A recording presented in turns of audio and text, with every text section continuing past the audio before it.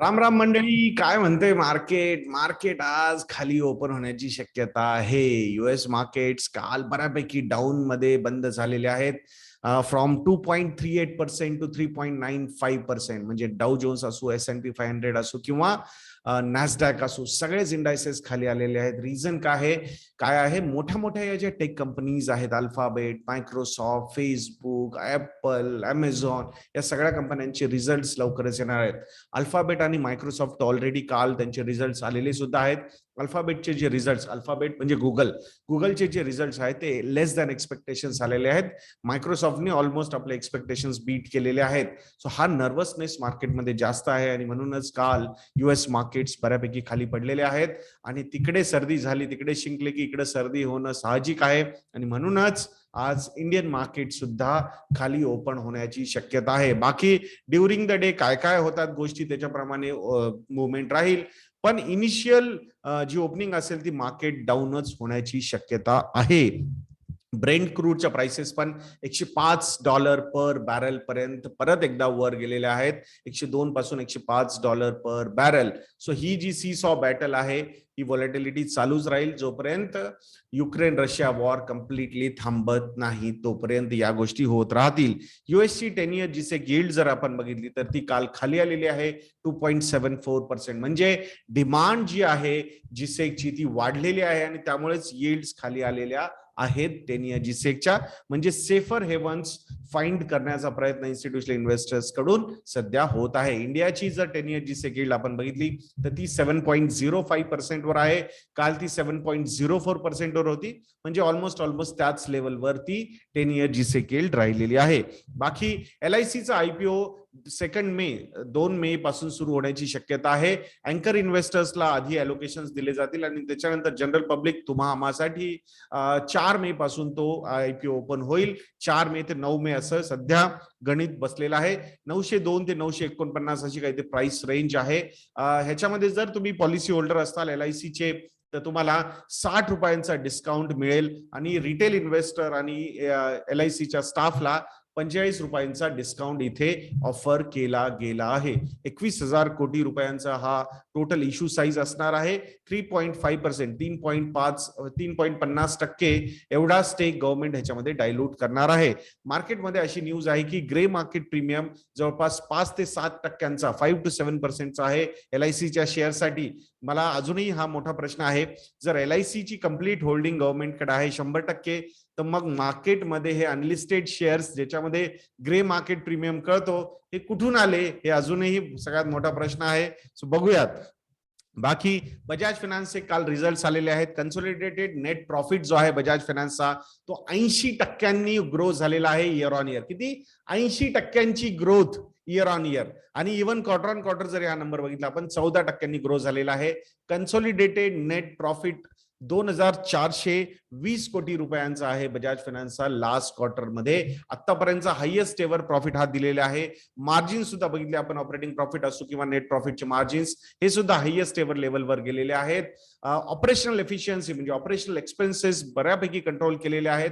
तो त्यामुळेच इथे बऱ्यापैकी चांगली ग्रोथ आपल्याला होताना दिसतीये. रिस्क मॅनेजमेंटमध्ये ज्यावेळेस NPAs कंट्रोल करण्याची गोष्ट येतात तर ती सुद्धा NPA कंट्रोल फार चांगले केलेले आहेत.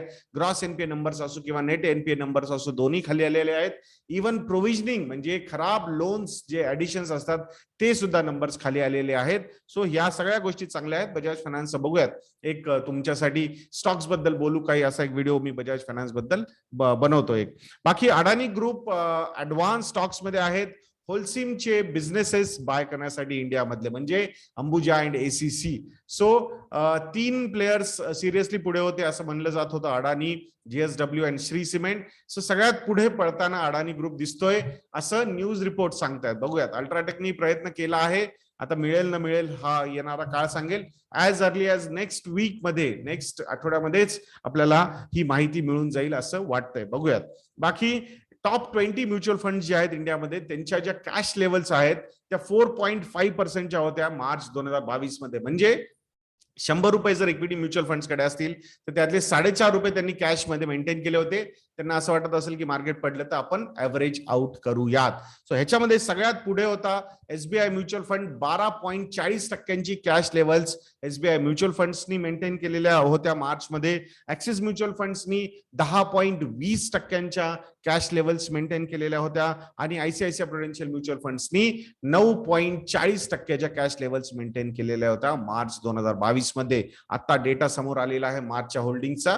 सो या महिन्यात काय केलंय हे नेक्स्ट महिन्यामध्ये आपल्याला 8-9 तारखेला 10 तारखेला कळून जाईल. त्यावेळेस आपण तसं त्याचं अनालिसिस करूया तुमच्यासाठी. बाकी डायरेक्ट टॅक्स, नेट डायरेक्ट टॅक्सचं कलेक्शन ऑल टाइम हाय लेवलला गेलेलं आहे. 14.0 किंवा 14,09,000 कोटी रुपये. किती? 14,09,000 कोटी रुपयांचे नेट डायरेक्ट टॅक्स कलेक्शन झालेले आहेत गव्हर्नमेंट ऑफ इंडियाचे. डायरेक्ट टॅक्स म्हणजे काय? आपण जो टॅक्स भरतो, income tax, personal income tax plus corporates जे टॅक्स भरतात तो. सो हा टॅक्स कलेक्शन 14.09 लाख कोटी रुपये झालेला आहे आणि म्हणूनच ऑल टाइम हाय लेवलला आहे. इनडायरेक्ट टॅक्स कलेक्शन पण बऱ्यापैकी चांगला आहे. Total tax collection more than 27 lakh crore rupees आहे गव्हर्नमेंटचं. सो 3 ते 4 लाख कोटी रुपये जास्त झालेले आहे त्यांच्या एक्सपेक्टेशन पेक्षा. आणि म्हणूनच आशा आहे की हे जे एक्स्ट्रा कलेक्शन झालेले आहेत गव्हर्नमेंटचे, काही ना काहीतरी बेनिफिट ते फ्युएल म्हणजे ड्युटीज कमी करून देऊ शकतील आपल्याला. सो आशा करूयात की ते नक्की करतील या सगळ्या गोष्टी, कारण इन्फ्लेशन, वाढलेलं इन्फ्लेशन हा सगळ्यात मोठा धोका आहे आपल्यासाठी, इंडियाच्या ग्रोथसाठी.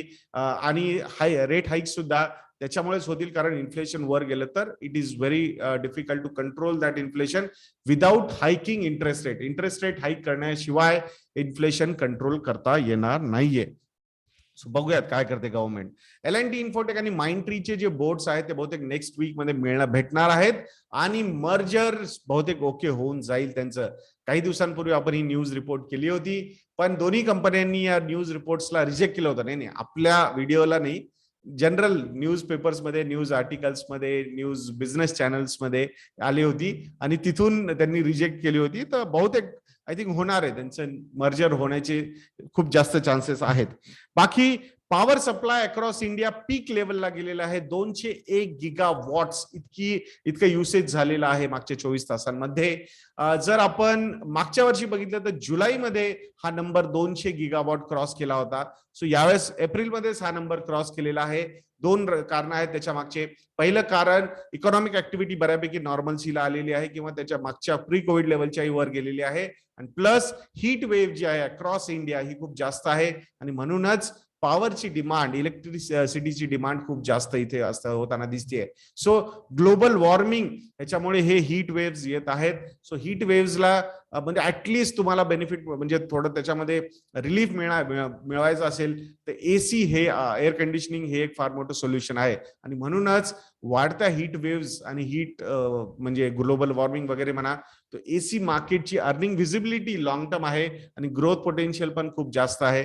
म्हणून या मार्केटवर, या सेक्टरवर तुमचं लक्ष असायला पाहिजे. बाकी रिअल टाइम पेमेंट्स जे होतात, म्हणजे आपण UPI पेमेंट्स इमिडिएटली करतो ना जे पेमेंट्स, ह्याच्यामुळे बाय 2026 इंडियाचं जे GDP वाढू शकतं ते जवळपास $45 बिलियन वाढू शकतं. किती? $45 बिलियन रिअल टाइम पेमेंट्समुळे GDP वाढू शकते. माहितीये तुम्हाला 2021 मध्ये जवळपास $12.5 बिलियन एवढी सेव्हिंग्स केलेली आहे इंडियन बिझनेसेसने आणि कन्झ्युमर्सने. कशामुळे? कारण त्यांनी इमिडिएटली पेमेंट्स केलेले आहेत. बिझनेसेससाठी जी वर्किंग कॅपिटलची नीड असते ती जर इमिडिएटली फुलफिल झाली, जो कॅश फ्लो त्यांना पाहिजे तो इमिडिएटली त्यांच्याकडे आला, तर त्याचा कॅस्केडिंग इम्पॅक्ट खूप मोठा होऊ शकतो. आणि म्हणूनच we should feel proud. $12.5 billion म्हणजे जवळपास 90,000 कोटी रुपयांची सेव्हिंग्स बिझनेसेसने आणि कन्झ्युमर्सने केलेली आहे. त्याचा कॅस्केडिंग इम्पॅक्ट किती मोठा, रिपल इफेक्ट किती मोठा असू शकतो हे आपल्याला समजायला पाहिजे. म्हणून नेक्स्ट टाइम जेव्हा केव्हा तुम्ही UPI नी पेमेंट कराल, काही गोष्टी विकत घेतल्या, तर you should feel proud of your self. आपल्याला स्वतःचा अभिमान वाटायला पाहिजे की आपण इंडियाची GDP वाढवण्याचा प्रयत्न, इथून छोटासा आपला खारीचा वाटा आपण तिथे उचलत आहोत, हे आपण नेहमी लक्षात ठेवायला पाहिजे. म्हणून प्रमोट दीज थिंग्स की हे डायरेक्टचे पेमेंटचे जे ऑप्शन्स आहेत रिअल टाइम पेमेंटचे, हे नेहमी करायला पाहिजेत. त्याच्यामुळे ब्लॅक इकॉनॉमी सुद्धा कंट्रोलमध्ये येऊ शकते. सगळ्या गोष्टी अकाउंटेबल होतात. अकाउंट टू अकाउंट ज्यावेळेस पैसे ट्रान्सफर होतात त्यावेळेस त्या पैशांची अकाउंटेबिलिटी खूप चांगल्या पद्धतीने घेता येते कम्पेअर्ड टू कॅश मध्ये दिल्यामुळे. सो ही गोष्ट गोष्ट नेहमी आपण लक्षात ठेवायला पाहिजे. बाकी टाटा सन्स बद्दल पण एक न्यूज आहे. टाटा सन्सच्या ज्या 4 म्हणजे एअरलाइन्स आहेत, एअर इंडिया एक्सप्रेस, विस्टारा आणि एअर एशिया, या 4ही एअरलाइन्सला ते एका ऑफिसच्या अंडर आणण्याचा प्रयत्न टाटा सन्स कडून होत आहे. म्हणजे मला वाटतंय सिनर्जी जास्त बसवण्याचा प्रयत्न एन चंद्राजी इथे करत आहेत असं वाटतंय. आणि येणाऱ्या काळामध्ये होऊ शकतं की या 4ही कंपन्या एकाच कंपनीमध्ये मर्ज होऊन एक कंपनी राहू शकते आणि तिचं नाव असू शकतं एअर इंडिया. 70,000 स्क्वेअर फीटचं ऑफिस ऑलरेडी त्यांनी गुरगावमध्ये प्लॅन केलेलं आहे, जिथे या सगळ्या कंपन्यांचे हेड ऑफिसेस असणार आहेत. सो सिनर्जी बिल्डिंगसाठी ही फार मोठी गोष्ट असू शकते.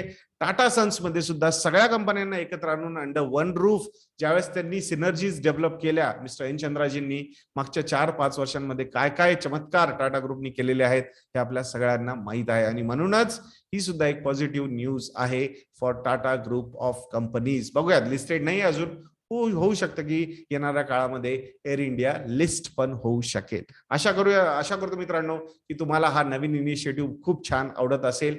जर तुम्हाला वाटत असेल की आम्ही चांगलं काम करत असू तर डिस्क्रिप्शन बॉक्स चेक करायला विसरू नका. तुमच्यासाठी काही अट्रॅक्टिव्ह ऑफर्स आमच्या रिसर्च प्रोडक्ट्सवर अवेलेबल आहेत. नक्की त्याचा लाभ घ्या आणि तुमच्या इन्व्हेस्टमेंट जर्नीमध्ये आम्हाला सुद्धा तुमचा पार्ट बनवून घ्या. इन्व्हेस्टमेंटचं एक्झिक्युशन सुद्धा आमचीच वेबसाईट investednet.in वर अवेलेबल आहे. मॉडेल पोर्टफोलिओजला सबस्क्राईब करायला विसरू नका. व्हिडिओला लाईक करायला, शेअर करायला आणि चॅनलला सबस्क्राईब करायला विसरू नका. नेक्स्ट व्हिडिओमध्ये भेटूयात. जय हिंद, जय महाराष्ट्र.